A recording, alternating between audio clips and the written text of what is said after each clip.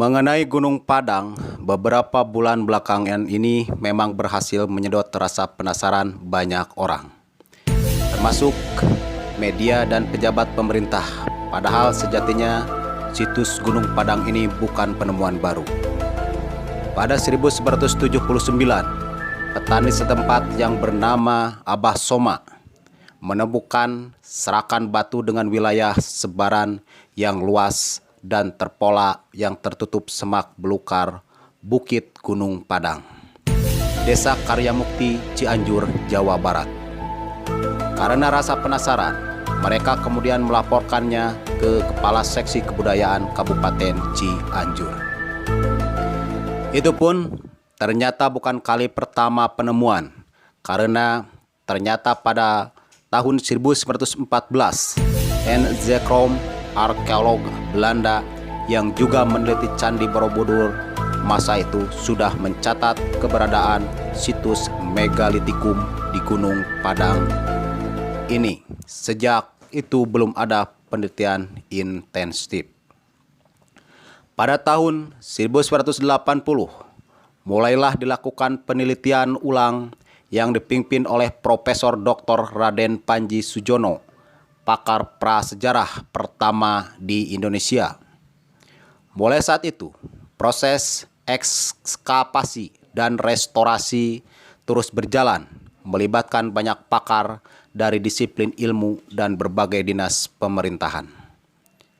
Sampai akhirnya, pada Desember 2011, Kantor Staf Khusus Kepresidenan membentuk tim Katras Topik Purba yang beranggotakan pakar dari berbagai disiplin ilmu seperti geologi, geofisika, paleotsunami, ilmu tsunami purba, paleosedimentasi, geodinamika, arkeologi, filologi, ilmu yang mempelajari naskah kuno, dan antropologi. Penelitian oleh tim masih berlangsung sampai sekarang. Ditemukannya struktur yang selama ini tersembunyi, baik di dalam tanah maupun di lereng bukit, menjadikan Gunung Padang kembali menarik minat. Menurut juru pelihara situs tersebut, hari Sabtu dan Minggu saja jumlah kunjungan bisa mencapai 9.000 pengunjung. Untuk mencapai kesimpulan, akhirnya mengenai situs Gunung Padang, peradaban dan kebudayaan purba yang terjadi di sana tentu bukan jalan yang singkat dan mudah. Namun kearifan agung macam ini layak untuk dinanti sampai ceritanya utuhnya menunjukkan betapa peradaban Indonesia dahulu kala.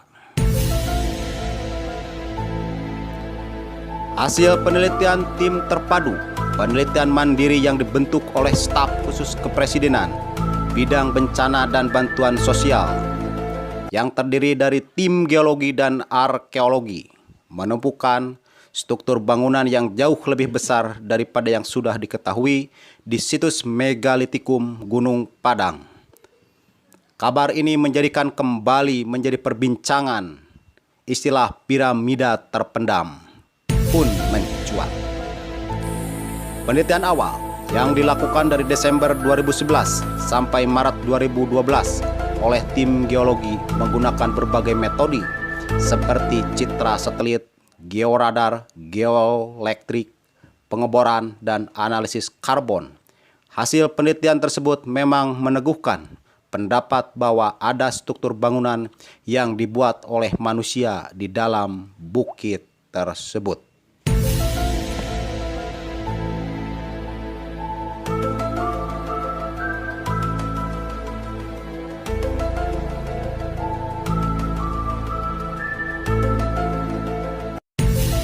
Bukit bukan hanya di puncaknya, tapi juga ditemukan di lereng, bahkan kaki bukit merupakan batuan andesit berwarna hitam. Batuan ini terbentuk dari aktivitas vulkanik yang akhirnya membeku dan membentuk kolumnar zoin. Batuan berbentuk kolom. Batu panjang ini belum dikerjakan manusia, asli bikinan alam. Namun manusia kemudian menyusun batuan tersebut menjadi sebuah bangunan. Penelitian juga berhasil memperkirakan usia bangunan tersebut. Tim geologi mengambil sampel tanah dengan mengebor, kemudian diuji radiosisotop C14, umur sisa arang, tumbuhan organik, paleosoil, carbon dating dengan alat liquid scintillation counting. Hasilnya, dari sampel tanah yang diambil dari teras dengan pengeboran dengan kedalaman 3,5 meter dan sampel tanah yang diambil dari teras pada kedalaman 8 sampai 10 meter menunjukkan usia 10.000 tahun sebelum Masehi. Dari hasil pengeboran oleh tim geologi ditemukan lapisan-lapisan yang memperkuat pendapat bahwa di dalam tanah tersebut ada jejak perbuatan manusia. Dr. Insinyur Andang Bahtiar MSc, salah seorang geologi yang ikut dalam penelitian situs Gunung Padang, menjelaskan bahwa di kedalaman tanah di bawah situs tersebut ditemukan pasir halus yang ukurannya sama. Lapisan pasir berselang-seling dengan lapisan hasil lapukan batuan andesit sampai berulang beberapa kali lapisan. Tim geologi memperkirakan ini adalah struktur yang berfungsi untuk menahan bangunan tetap utuh jika terjadi gempa. Situs Gunung Padang di Kabupaten Cianjur memang menawarkan cerita menarik. Penduduknya di sana mempercayai Gunung Padang adalah tempat yang sakral. Salah satu yang menarik adalah cerita tentang Serba Lima. 1. Situs Gunung Padang diapit oleh 5 sungai, yaitu Cipanggulaan, Cikuta, Ciwangun, Pasir Malang, dan Cimanggu. Sungai ini mengalir di tiap sisi di kaki bukit Gunung Padang. 2. Terdapat 5 teras di puncak bukit Gunung Padang. 3. Tiap teras dihubungkan oleh 5 anak tangga kecil. 4. Ternyata sekitar 95% sudut batu itu adalah segi 5. 5. Dikelilingi oleh 5 bukit, yaitu Karuhun, Pasir Emped, Pasir Malati, Pasir Malang, dan Pasir Batu. 6. Orientasinya tegak lurus ke 5 gunung secara sejajar, yaitu Gunung Pasir Pogor, Gunung Cikencana, Gunung Pangrango, Gunung Gede, dan Gunung Batu.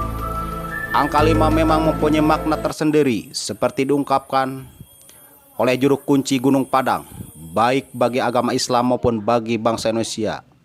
Katanya, dia mencontohkan angka 5 dipakai untuk dasar negara. Selain itu, rukun Islam yang berjumlah 5 menyimbolkan kesempurnaan. Kalau kita salat 5 waktu, itu salat yang sempurna. Lanjut juru kunci dari Gunung Padang tersebut.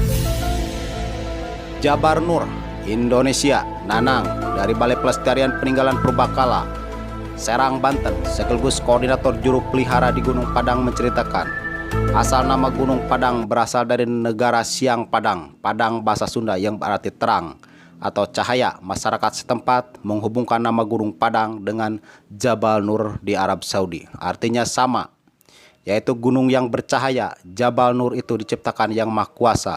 Gunung Padang juga sama, ciptaan Yang Maha Kuasa. Karena berbagai penelitian dari dulu belum bisa menjelaskan batu situs Gunung Padang itu berasal dari mana, sumbernya dari mana, yang membuat siapa, sejak kapan.